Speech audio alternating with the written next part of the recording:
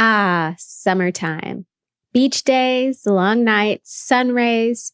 Maybe it was the fact that summer vacation when we were little was a great time, but even as an adult, I always look forward to summer. While I no longer get summer vacations like I did in grade school, I still love to make the most of the summer season. In this episode, I'm sharing how you can live your best life this summer and any summer after. And I want you to enjoy your summer while being smart with your budget. So let's dive in. Welcome to the City Girl Savings Podcast. I'm Rhea Reeves, founder and finance coach of City Girl Savings. I turned my life around with budgeting many years ago, and now I'm on a mission to help others do the same. I fully believe that you can enjoy your life on a budget, and this weekly show will focus on the intersection of money and the city girl lifestyle. Join me every week along with some special guests as I share my experiences, advice, and guidance on navigating life and money as an experience-loving millennial.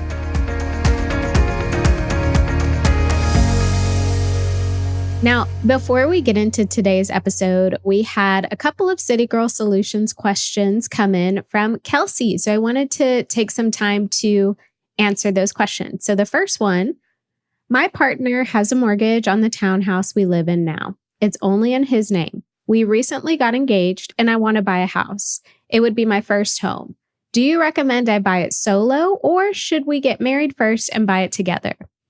So my answer to this question, Kelsey, is it depends. When you purchase something together with your partner, it's owned by both of you. If you want something just for you, something to call your own, then I would recommend purchasing it solo. Also, nothing says you can't purchase it with him. It will be easier from an approvals perspective, I would think. And you can always get your own second home later. So I would just challenge you to think about what you really want to accomplish with the home. Do you mind having something with you and your partner, or are you really looking to have something to call your own? Kelsey also had another question. On a recent episode on traveling, you mentioned wanting to go to all 50 states. I have the same goal. I am crossing at least one off my list this year, Oregon. Can you share one state you haven't been to yet that you have high on your list to cross off? Also, have you been to North Dakota? I'm trying to cross that one off, but can't seem to figure out a reason to go. Kelsey, it's so funny. We definitely think alike here, especially with this goal. I really want to go to Rhode Island. So Rhode Island is very high on my list, but it's crazy because a lot of the states that I haven't seen are actually in that general area. So Maine, Vermont, New Hampshire. So when I do end up going to Rhode Island, I will definitely figure out a way to get to some of those other eastern states so that I can cross a few off my list. And I have not been to North Dakota yet, but when I do, because I will, this is a goal of mine. When I do, what I'll probably do is plan to see Mount Rushmore. Now, I know Mount Rushmore is in South Dakota, but I will make a whole trip out of it. I haven't been to South Dakota yet either. So 2 states, 1 stone. I also want to add, Oregon is beautiful. You are going to love it. I went a couple years ago, and when I was there, a lot of people told me that Portland, which is where I went, Portland is comparable to Austin. I don't know if that's changed since, it's been a few years, but such a beautiful part of the country. I love the Pacific Northwest, so you will enjoy yourself. Okay, let's get into today's episode. How to live your best life this summer. I think first things first, we need to talk summer planning. Before you can live your best life this summer, or really any summer, planning has to take place. Now, you probably already know this about me. I am a planner by nature, so I don't really function well being very spontaneous. If you are that type of person, it does not mean that you can't live your best life in the summer. But from a budgeting and money management perspective, the earlier you plan, the better you can be with your money and managing it in preparation. So let's assume that we all want to plan our summers. I know that by the time this episode comes out, we are like right smack dab in the middle of summer, but take this information and use it in the future because I do want you to plan ahead. If this is your last spontaneous summer to do things that come out of nowhere, enjoy it. But in the future, let's do our best to plan ahead. So to help you plan, I want you to ask yourself a few questions. First, do I prefer to take a trip in the summer? Do I typically have friends or family that come to town during the summer? Or does my city offer any cool events or experiences in the summer? Your answers to these questions will help make your summer planning easier. If you know you like to take trips in the summer just because summer is such a fun time of the year, then let's plan for that. Let's not wait until the end of spring before we start thinking about where we're going for the summer. If you have friends or family that like to visit you in the summertime, are they coming into town? And if so, are there things that maybe you can plan to help make their time much more fun? And then some cities offer really cool events and experiences in the summer. I want to say Austin has ACL in the summer. It's bad that I don't really know that, but they do it twice a year. And I think summertime is one of the times they do it. So something like that, where I probably wouldn't travel in the summer, but I could take advantage of cool things that are in my city or in cities close by. When you take the time to think about how you want to spend your summer, you can plan a lot easier. So let's talk about if you're the type of person who actually likes to take trips in the summer. You already know this, but I got to say it again. The earlier you save for those trips, the better. Make sure you check out episode 30, Vacation Planning on a Budget, for tips on how to plan, budget, and save for your summer trips or any vacations. Now, if you have friends or family that come into town, what things can you plan for them ahead of time? Any town staples, any hard to book restaurants? What about sightseeing activities you've never done in your own city? Start working on a list as soon as you possibly can so that you and your friend or family member can have the best time. And then, like I said, if your city offers fun events like concerts or music festivals, would you be down to go? The earlier you plan and save, the better your time will be. Not to mention, tickets for concerts and festivals are not getting any cheaper. So the earlier you have that money reserved, the better off you'll be. So let's talk about some ideas to help you live your best life this summer, every summer after. Let me first start by saying that every city is going to be different. Okay, so I know that if you are always out and about in your own city, don't be afraid to take it on over to the next town. Don't be afraid to visit nearby cities during the summer. Even a day trip or a one-nighter can be a lot of fun. Exploring, as you know, is such a passion of mine. But when you do get out and explore and see new and different things, you learn a lot about yourself and you also become a more open-minded individual. My girlfriends and I recently planned a weekend in Waco, and Waco is about an hour and a half away from me in Austin and an hour and a half away from them in Dallas. So nothing crazy, right? We each drove where we needed to drive to see each other, and we had a great time. So don't be afraid to visit cities nearby. Another thing you can do to live your best life this summer is taste test new restaurants. There are always new restaurants popping up across our country, right? So your city, my city, any city, there are always new restaurants. If you can, or if your budget allows, I would recommend 2 per month. So going to 2 new restaurants per month can be a good way to try new things, but also feel like you are taking advantage of summertime. Just make sure you make your reservations early, okay? The earlier you have your reservations, you know that this restaurant visit can happen, and you can maybe make sure that your food and meals out spending is reduced so you can go to this new restaurant and truly enjoy yourself. And make it fun. Switch between brunch and dinner. So don't just always go to dinner. Don't just always go to brunch, switch between the two and see what you find. You may find your new next favorite restaurant. And you can also switch the friends you go with too. If you are meeting new people in your city, this could be a great time for you to catch up with acquaintances. So your 2 new restaurant visits per month, switch out who you go with. Got a money question you want me to answer on the podcast? I'm starting a new segment on the show called City Girl Solutions, where I answer any questions you have for me. Money, business, life, you name it. Submit your questions at citygirlsavings.com/QA and get your question answered by me in a future episode. And did you know that we have so many free money resources on our blog, Instagram, and TikTok channels? Find us across the internet at City Girl Savings. Another thing you can do to live your best life this summer is pool hop. Visit popular pools across your city with your friends or your partner and just make a day of it.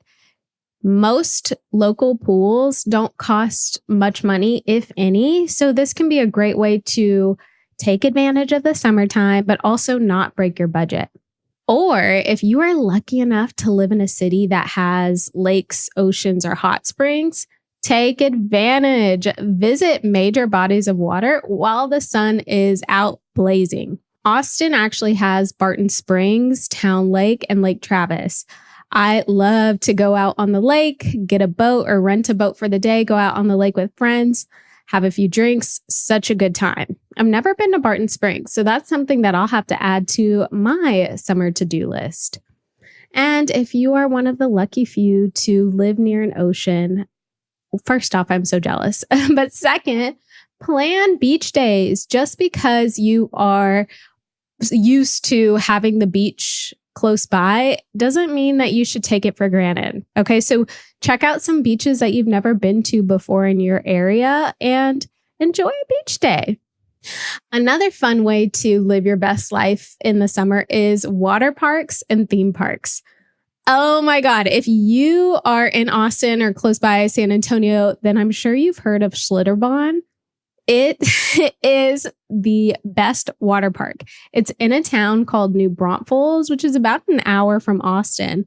When I was little, my mom would take my brother and I and a few of our friends a few times every summer. It was so much fun. Obviously, when you're little, you enjoy things like that more than you do when you're an adult. But even as an adult, I've gone a few times, once with my boyfriend, once with my girlfriends.